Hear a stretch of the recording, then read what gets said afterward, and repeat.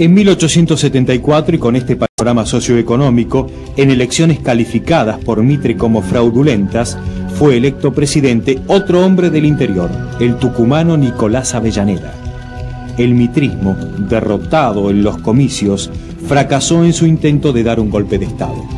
Concluida la revuelta, Avellaneda aplicó una política de conciliación, sancionando una ley de amnistía e incorporó a su gabinete a miembros de la oposición mitrista.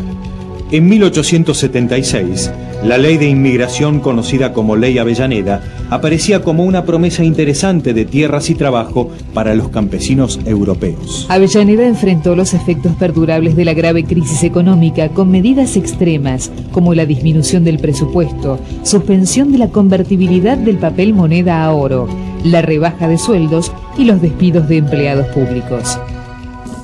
Decía en 1877: los tenedores de bonos argentinos deben a la verdad reposar tranquilos. La República puede estar dividida hondamente en partidos internos, pero no tiene sino un honor y un crédito, como solo tiene un nombre y una bandera ante los pueblos extraños. Hay 2 millones de argentinos que economizarían hasta sobre su hambre y sobre su sed para responder en una situación suprema a los compromisos de nuestra fe pública en los mercados extranjeros. A partir de 1876 llegan al país los primeros barcos frigoríficos. Esto modificaba notablemente el panorama de las exportaciones argentinas e incrementaba el valor del ganado. El gobierno de Avellaneda, a través del ministro de Guerra, Adolfo Alsina, impulsó una campaña al desierto para extender la línea de frontera hacia el sur de la provincia de Buenos Aires.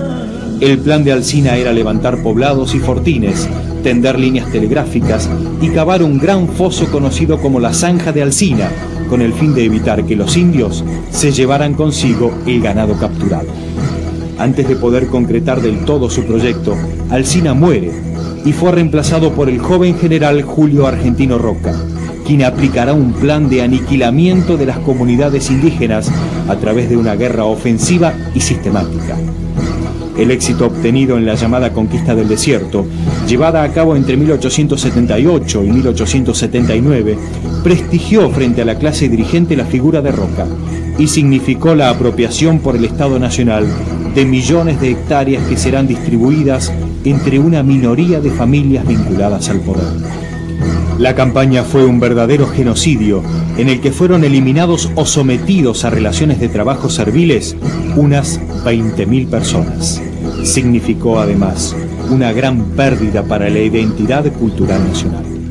Al finalizar su presidencia, Avellaneda envió al Parlamento un proyecto de federalización de la ciudad de Buenos Aires con la intención de poner fin a la histórica disputa por la residencia de las autoridades nacionales, que estaban de hecho sometidas a la autoridad y jurisdicción del gobernador de la provincia de Buenos Aires.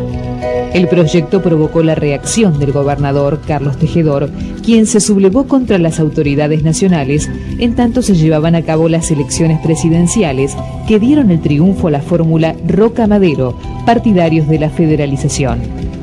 El presidente Avellaneda abandonó la ciudad e instaló el gobierno en el vecino pueblo de Belgrano.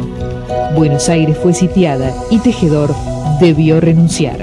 En el 80 se logra parar mínimamente el esqueleto del Estado, ¿no? Como un potrillo que nace y se para, ¿no es cierto? Uno sabe que va a llegar a ser un caballo, pero todavía le falta, ¿no es cierto? En realidad lo que se logró, no es que lo supieran en ese momento, pero a la larga se descubrió que habían logrado reprimir la posibilidad de que las provincias discutieran por las armas la hegemonía del Estado, ¿no? La pacificación, la paz, ¿no?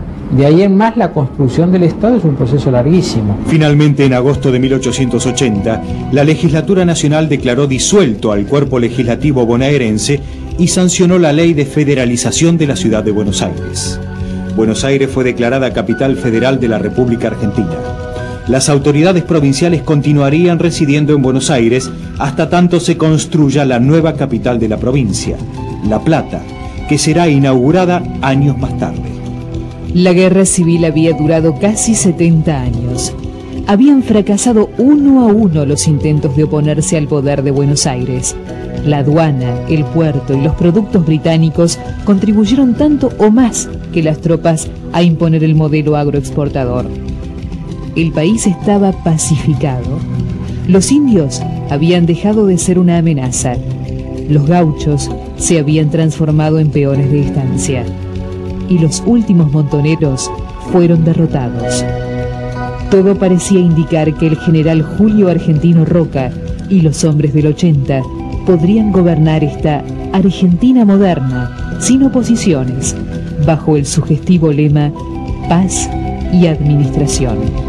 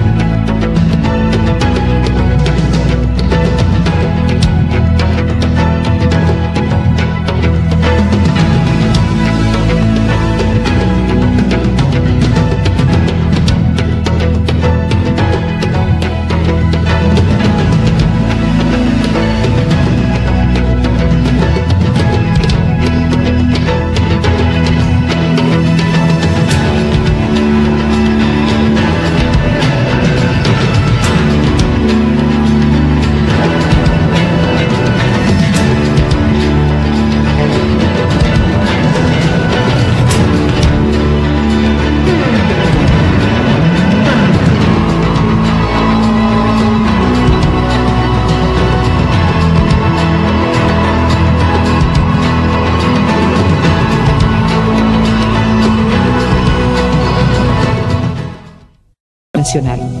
Lamentablemente carecerían de firmes convicciones, ya que superada la crisis, retomaron su apoyo al modelo agroexportador. En 1874, y con este